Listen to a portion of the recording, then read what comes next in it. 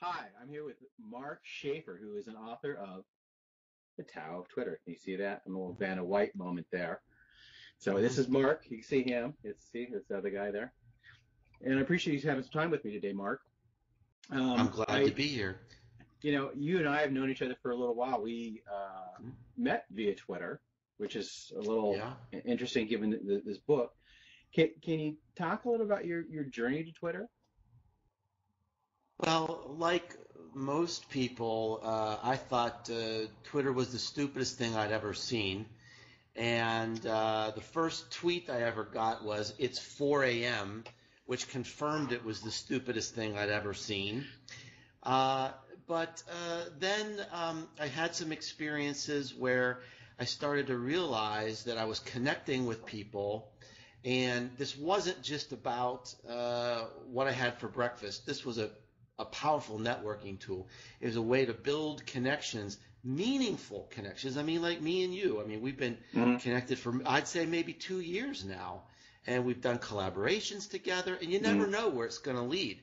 What I've learned is Twitter is this like majestic synergy. You don't know how it's going to happen. You don't know when it's going to happen, but you really do make these links that result in meaningful business benefits. It's been a great experience.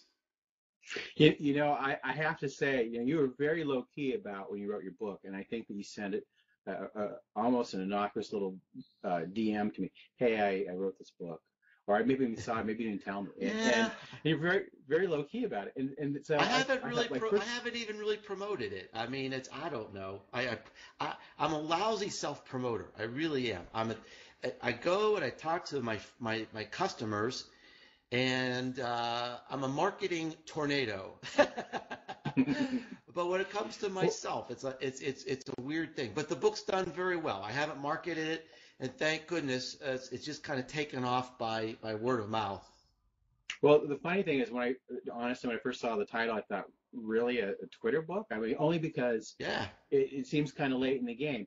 So talking about making those kinds of snap judgments, so I went to Amazon and yeah. just to kind of see what the reviews were. This before I read your book, and you hmm had 20 something 5 stars, which is really unusual and is outstanding, and you had It one is. 4 star, and so Yeah. the reception has been pretty good. What have you been hearing in terms of what kind of reception are you getting around the book?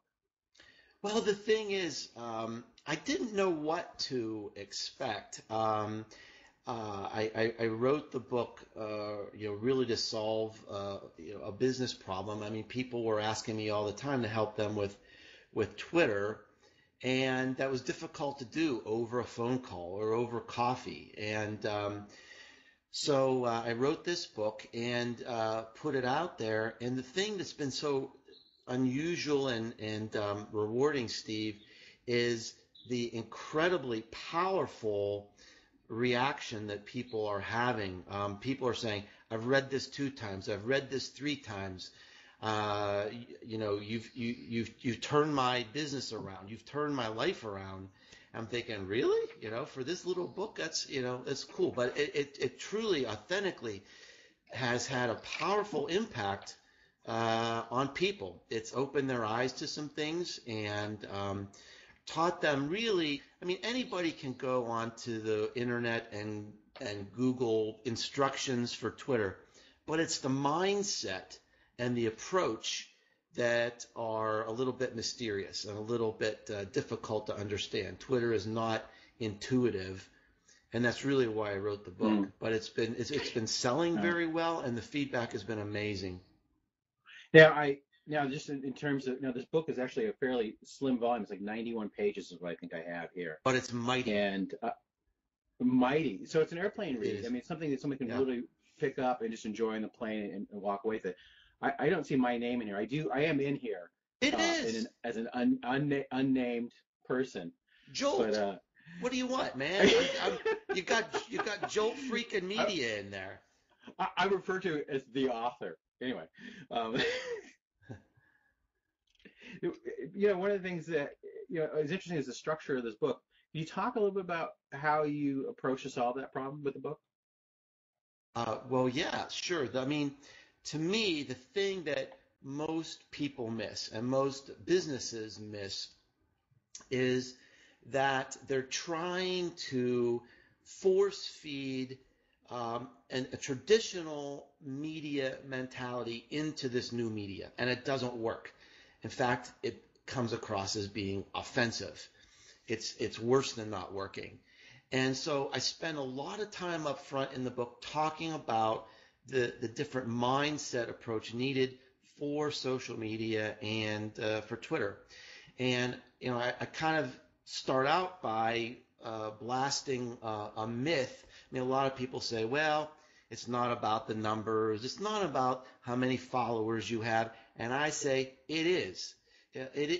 That is a part of it.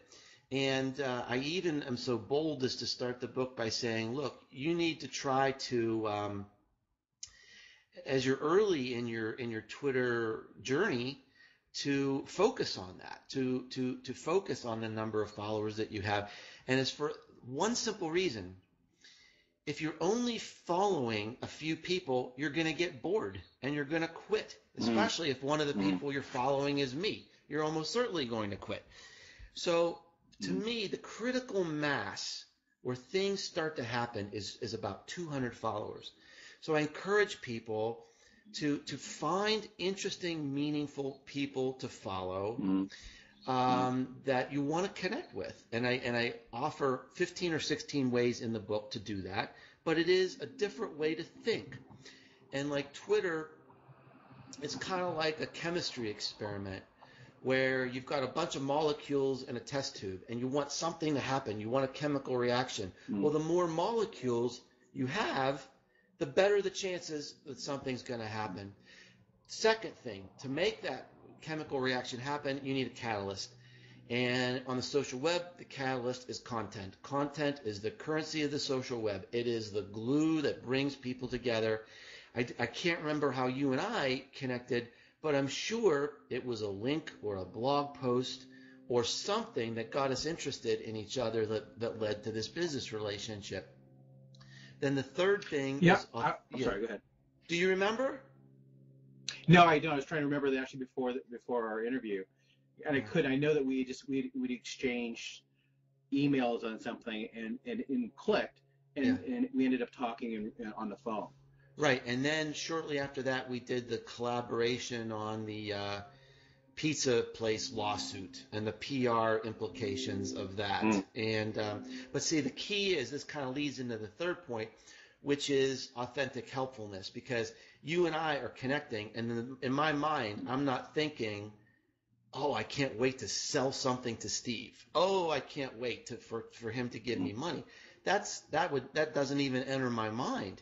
I mean, we're building a relationship, we're building trust, and we are creating the synergy, and we are creating business benefits. I also spend a lot of time in the book talking about business benefits, because a lot of the businesses, especially large businesses, get caught up in ROI. And you look at, okay, me and you, we have this synergistic relationship. We help each other. We know we can call each other to help each other with problems. We're looking out for each other. You've got me on your program today. We did this collaborative piece.